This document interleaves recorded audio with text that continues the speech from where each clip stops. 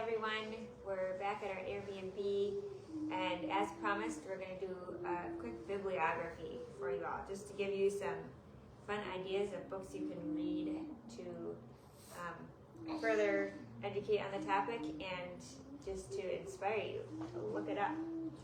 So, Curtis, why don't you start with this? So I'll start with the first recommendation, Pioneers of the Old South by Mary Johnston. This gives a summary overview of the settling of Virginia and the associated colonies. It covers Delaware, it covers Maryland, it covers the Carolinas, but it starts in Virginia and then expands from there. It's a great summary and overview.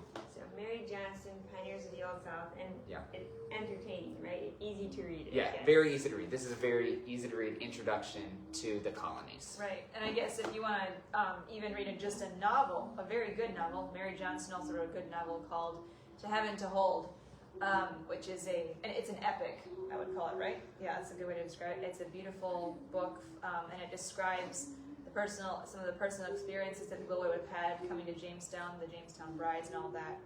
And then, and then some pirating involved. It's quite the adventure book. It has some good stuff in there if you're in for a novel. And then if you want to read the technical research on the Jamestown Bride, newspaper clippings, and church records, there's a book called The Jamestown Brides by... Yeah, it's by Potter. Jennifer Potter. Jennifer Potter. Yeah, it goes into the detail about who these women were, where they were from, who they may have had as associates, because they just dig into all the research of their pastors. Their pastor was William Gouge. It was she dives into a lot of speculation though on motives and very more woke perspective. So read it with caution. Yeah. Caution, Grain of salt. Good research. Like any book. Good research on the Jamestown Brides. Book I've got number one is Captain John Smith, his writings.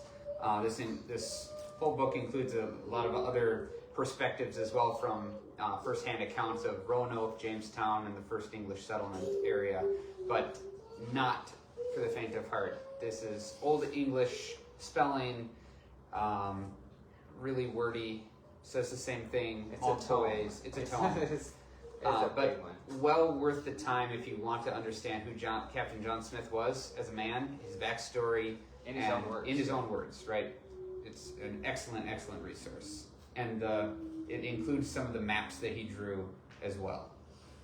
Yeah, to follow on John Smith, another one that is more approachable than just reading his writings, and kind of gives an overview of who he is, as well as Pocahontas, so the two main characters in it. The book is titled Love and Hate in Jamestown, and I think that's by David Price. David Price is the author of that one. So Love and Hate in Jamestown, it approaches John Smith. It takes his record of the accounts as true, as opposed to the modern scholarly bent, which is to dismiss a lot of John Smith's claims. So it is a great resource, Love and Hate in Jamestown by John Price. And another thing from that era, which is really good to read, is Otto Scott's A Fool as King. We recommended this book back when we were doing the Plymouth research as well. It's a really important book to read to understand the religious and political background that the people coming here had, and why they thought the way they did, and who James I was. You see his coat of arms everywhere in a lot of these historical documents and in the architecture, and it's good to understand who he was and what the British Crown was, and why it was an important piece of the puzzle. I feel like that book is very approachable in its reading style. It's not technical, it is not a dry academic. No, it reads approach. Like a novel, amazingly enough, and it's very good history. So Otto Scott. I'm trying to think of what. Curtis, you want to mention this one here? Oh, yeah, an anthropological study of just the nature of humanism. This one, Down Among the Wild Men by John Greenway. Great resource there. He just covers what happens when humanism is experienced to its full direction, and it's that you turn into wild men without law and rules, and you lose your faith. So that is a great anthropological look at humanism versus what happened with the Christian colonial mindset. Another super easy and accessible book is America's Christian History, The Untold Story by DeMar. Small, lightweight paperback, really easy to get into and see the story that is there, and he documents the history of it, but it's intentionally not told. But it just showcases everything from Pocahontas and John Rolfe's marriage, all the way through America's founding and the work that God did in building America. Another great book that covers kind of the formation and the Christian heritage that is built up in the Commonwealth of Virginia and other early colonies is Legacy of Liberty and Property, and that is by David Ford. So if you can get that book, get that. It is amazing. Super easy to read. Yeah. It covers lots of It covers so much history, and it's a small to medium-sized book, I guess, Yes. by some standards. Some of these books are huge. Like the Otto Scott Davis First is a huge, thick book, but really easy to read. Right. But that one, Legacy of Liberty and Property, easy to read and short.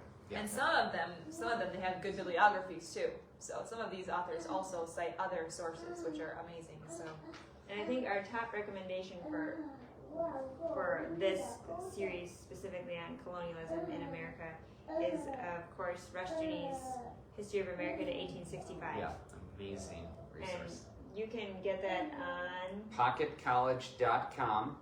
We'll provide the link below. Free. It's available for free. Yeah, You can listen to or you can read the transcripts. It's a phenomenal resource.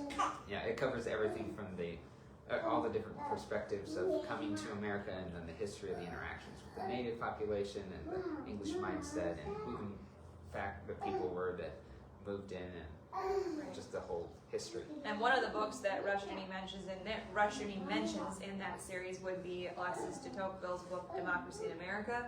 That's one that everyone should read at some point if you want to get a first-hand account from the period of an outsider looking in, just taking a peek at what the culture was like, and the observations he made are pretty remarkable. Yeah, But that first-hand was- accounts are always Right. excellent source material. Also hard to read, That harder was to read. super long. Yeah, Super duper long. but don't And let it dissuade philosophical. you. We're telling you guys, this is really good stuff. Just warning you. Super long. Right, that's true. Tiny print, big thick book. Yep. One that hinges on or helps make the distinction between the age of revolution and the age of revelation, the distinction between the War for American Independence and the French Revolution, is Elias Boudinot's book, The Age of Revelation, that's available through American Vision. It's a phenomenal resource. It's a source text, so again, going to be a And little Boudinot was heavier. one of the founding. He was one of the presidents of the Confederate, underneath the Articles of Confederation, before we had the Constitutional. So, yeah, he's a phenomenal man, absolute Christian stalwart guy. So definitely his book, a little more difficult to read, but still approachable. It's a thin one, but identifying the age of revelation and the age of reason. A fun one for women, inspirational. I mean, men would enjoy it too. It's the Letter Book of Eliza Lucas Pigney, 1740s, so mid-colonial period, mid-18th century. She was a visionary and just describes, you can kind of get a glimpse at the times and what people were thinking about, what was important to them, and just inspiring to think big thoughts and good thoughts. From a young age. That matter, yep, young age on, and that one you can get read. There's, if you are interested, we can recommend a good reading of it, so you can listen to it read aloud on tape. But also the book is really fun to just read. She's very witty, so it's entertaining. You can just read a couple of letters every once in a while, just to, I don't know, Get some inspiration. give you some ideas. Yeah. And along those lines too, the John Adams by David McCullough is many of you probably have read that one. That one's it's a thick book, but it's a fun read. It's well written. And two other by Rushdoony that focus on the the religious underpinnings, the religious conviction, and the governmental structure of America are the nature of the American system and this independent republic. Both lightweight paperbacks, really good lectures compiled in there By Rushdoony. by Rushdoony. Yeah, it's also Rushdoony's. And then The American Indian Yes, also by by Rushdoony. Rushdoony. Although he does a lecture on the American Indian that's just fantastic. He was a pastor in Serving among the native Yeah. population in Arizona. Utah. somewhere in the southwest. Southwest. That was Arizona. But anyways, he has some great insights, and he summarizes his book really well and tells some really fun stories and has a really great perspective on understanding that piece of our history and further than just colonialism. Yeah. Any other? One more. We could go on for hours, Yeah. but We'll this stop after. The Origins of Republican Government by Oscar Straus. That book is, he walks through and identifies how the Republican system of government is built ground up from the Word of God. He's not a Christian. Not the Republican Party. Not the Republican Yeah. Party, no. Representative Republic. government You're right. comes out of the Hebrew Commonwealth or the Hebrew Republic. And he walks through and showcases how the founders of America believed that and how they structured their government to represent more and more like the Word of God. And he himself is not a Christian. It was just a fantastic book where he outlines, well, this is where they got it. Also, guys, go read the Mayflower Compact. Go read the Jamestown. What do they call them?